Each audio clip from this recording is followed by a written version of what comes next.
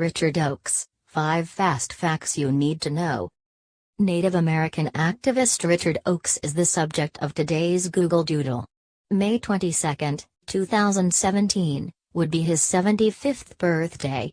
Today, Oakes is best known for creating one of the first Native American studies departments in the nation, and leading an occupation of Alcatraz Island in the late 1960s.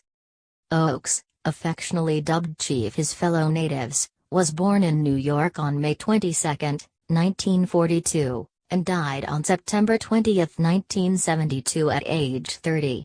Learn more about Oakes, his politically charged life, and the controversy surrounding his premature death here. 1. Before becoming an activist, Oakes was a steel worker.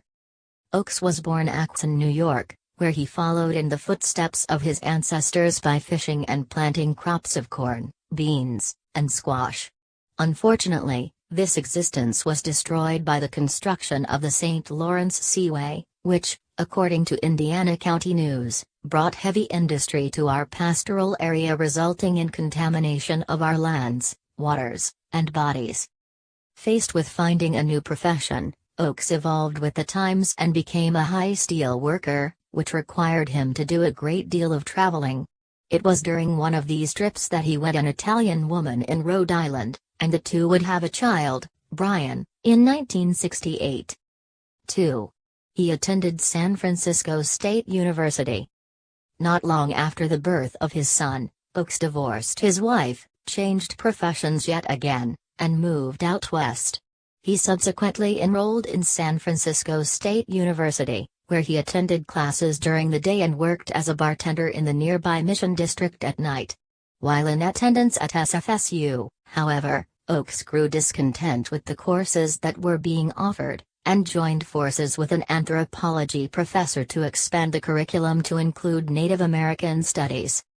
He developed the outline for what would go on to become one of the first Native American studies programs in the nation, which encouraged other American Indians to enroll in San Francisco State University. This increasing awareness among the community, coupled with Oakes' increasing interest in activism and equality, eventually led to the famed Alcatraz protest in 1969. 3. He led the occupation of Alcatraz. In an excerpt from Indiana County News, journalist Doug George Kanantayan spoke to the burgeoning political climate that Oakes found himself in. He came to see his heritage as a source of pride rather something to be hidden. He was encouraged to find a cause, take a stand, become what he was meant to be, a leader of the people. In the fall of 1969, all the right regional factors came into play: a large Bay Area Native student population, a vibrant media, a history of political activism throughout the region. Oakes, along with a group of SFSU students, and 80 UCLA students, occupied Alcatraz from 1969 to 1971. The goal was to obtain ownership of the island and establish an independent community where natives could live, cook, and establish their own museums and cultural centers. Sadly, the death of Oakes' teenage stepdaughter Yvonne in 1970 greatly affected him, and led to his voluntary departure soon after. The government removed the remaining protesters later that year. It was the longest occupation of a federal facility by natives in history. Despite being deemed a failure initially, Oakes did manage to affect U.S. policy and the treatment of Native Americans moving forward. The termination of Indian tribes policy that was established in the 1940s was terminated in favor of the Indian self-determination policy, which allowed the government to provide grants to native tribes. 4. He continued to lead activist missions.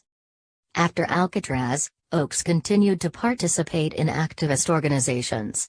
He joined up with the Pitt River tribe in an attempt to reclaim 3 million acres of property from the Pacific Gas and Electric Company in a sentiment that proved similar to his goal on Alcatraz. Oakes planned to create a university on the property, as a means of educating Native Americans and providing them with job opportunities.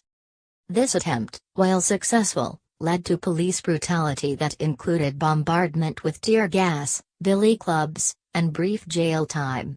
Oakes was released soon after, but was hospitalized for a time in 1971 when he suffered a brutal beating by two men in a bar in San Francisco. He was reportedly in a coma for a month, but made a full recovery. 5. He was shot and killed in 1972. Oakes, like so many revolutionary leaders of the time, died at a tragically young age. He was shot and killed by a man named Michael Morgan, who was a camp manager at YMCA. Morgan had a bad reputation when it came to his treatment of Native American children, and Oakes reportedly confronted him over this, causing Morgan to draw a handgun and shoot him point blank. Morgan was charged with involuntary manslaughter, but the charges were dropped 6 months later on the grounds that Oakes was being aggressive and Morgan was acting in self-defense. Oakes died on September 20, 1972 in Sonoma, California. While commemorating the late Oakes, George K. Nantayan wrote, "Richard was attractive to the media. He spoke well, had a powerful presence. He wanted a Native Peace Corps, a national Native university, a confederacy of Native nations able to defend and expand upon their status as free, independent nations. Some of his dreams have yet to pass, but his standing as the first great Native hero of modern times has not dimmed.